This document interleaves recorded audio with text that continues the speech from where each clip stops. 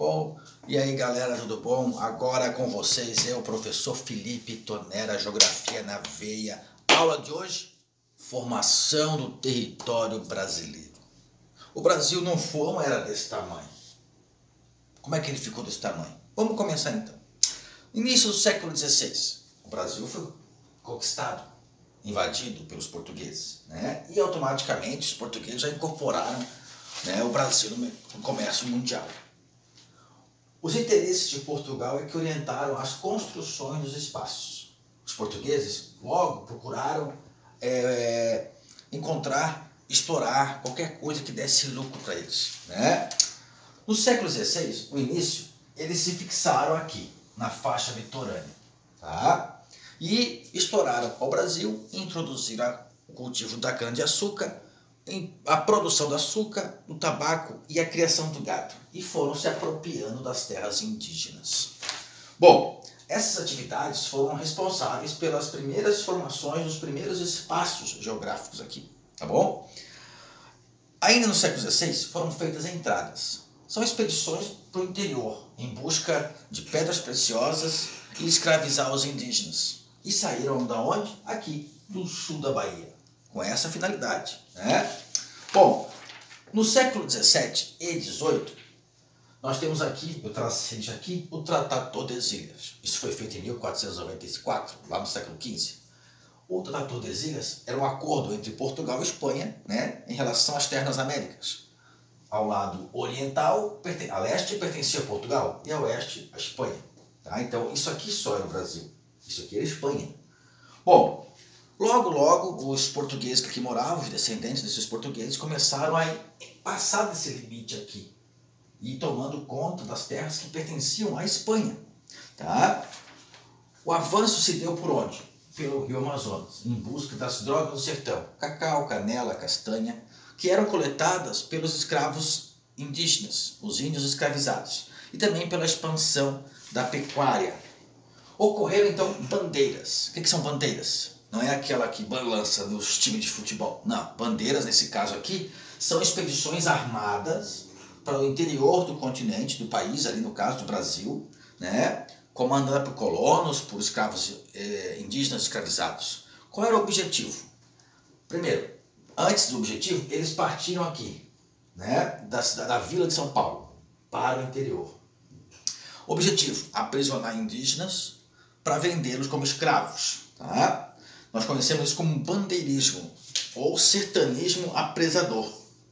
Tem também o sertanismo minerador, que eles iam buscar pedras preciosas. Tem também as bandeiras contratadas por donatários, né, que saíam de Recife, Pernambuco e Salvador, na Bahia, combater os índios e submeter à escravidão. E matar todos aqueles que eram contra a conquista do território. No século XVIII, novos espaços foram criados no interior. Tá? Novas vilas, né, pequenos povoados foram sendo formados, graças a essas bandeiras, a mineração e também a expansão da pecuária. Novas vilas e aqui no interior, né, e vilarejos, por causa da mineração e por causa da expansão da pecuária, tá? Por isso foram criados novos espaços. No século XIX, quais eram os motores da economia do Brasil? O café, o cacau e o látex. O látex é aquele que faz a borracha, tá? Claro que a borracha de hoje é usada com petróleo, sintética, mas antes usava-se o látex, que extrai da seringueira, que fica na Amazônia, tá? Então, isso atraiu muitos imigrantes, que contribuiu para o crescimento urbano do país, a parte daqui onde já era de Portugal, litorânea, e também a parte do interior. Quem mais nós temos importante? Século XX, século XXI. Em 1750, Portugal e Espanha assinaram o Tratado de Madrid para redefinir as fronteiras brasileiras. Como povos portugueses brasileiros ocuparam aqui, eles redefiniram de novo novos limites do Brasil. Tá? Em 1822, já no ano da independência, o Brasil já era quase desse tamanho, para vocês terem uma ideia. Tá? E no final do século XIX, início do século XX, o Brasil fez acordos diplomáticos e conversas diplomáticas com países vizinhos para definir as fronteiras. Então, e em 1904, o Brasil já era desse tamanho como nós temos aqui. Tá? Olha só o quanto de terra que o Brasil ocupou depois que os portugueses vieram para cá. Com o capitalismo industrial, né, novos espaços foram criados. Tá? O capitalismo industrial, novas maneiras de produção, surge a indústria e surge o trabalho assalariado. Classes sociais, como a burguesia, o patrão, os donos do meio de produção, e o proletariado, que é o trabalhador, o assalariado. Né? Mesmo assim, o Brasil só fornecia produtos primários para fora.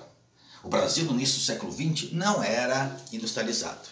O Brasil já vai começar a ficar industrializado, iniciar a industrialização no Brasil em 1930, tá? Aonde passa a construir e reconstruir novos espaços.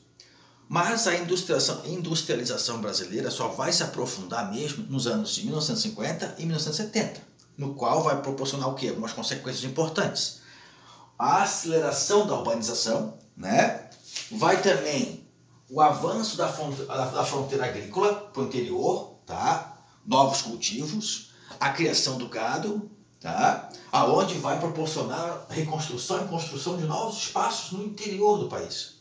E também surge o deslocamento da capital do Rio de Janeiro para Brasília, em 1960, com a intenção de quê? De povoar o interior. É a versão oficial do governo na época. Vamos botar aqui para povoar o interior do país.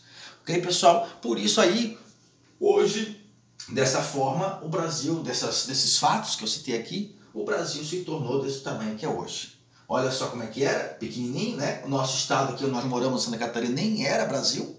E graças às bandeiras e às entradas, a busca dos portugueses lá por minerais, pedras preciosas, escravos, né, foram tomando posse das outras terras. Ok?